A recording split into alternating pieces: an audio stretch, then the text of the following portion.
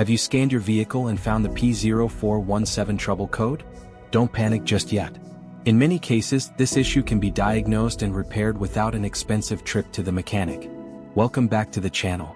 Today I'll explain what the P0417 code means, the symptoms it can cause, and 2 DIY checks you can perform at home. The P0417 code indicates a problem with the secondary air injection system, specifically an electrical issue in the system control circuit. This system helps reduce emissions by injecting fresh air into the exhaust during cold starts.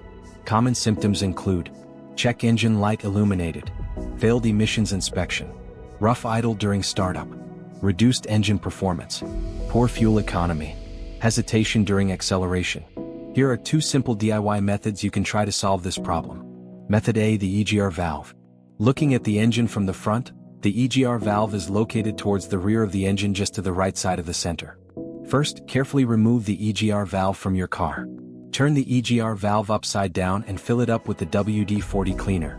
Let it soak for 5 hours for the solvent to get rid of all the carbon buildups. After the cleaned EGR valve gets dry, reinstall it back in the car. If it is too dirty to be cleaned, you may replace it with a new EGR valve. Method B: the intake manifold.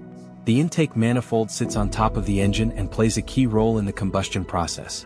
First, carefully remove the intake manifold from the engine. Use the WD-40 cleaner to clean up the crud inside the intake manifold and wipe it well to make sure all the carbon buildup is now removed. Reinstall the intake manifold back after the cleaned intake manifold is dried.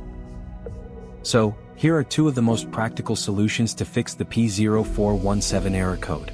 After the repair, you can now use the OBD2 scanner to clear the error code and tap the rescan button one more time to make sure everything is fine with your vehicle.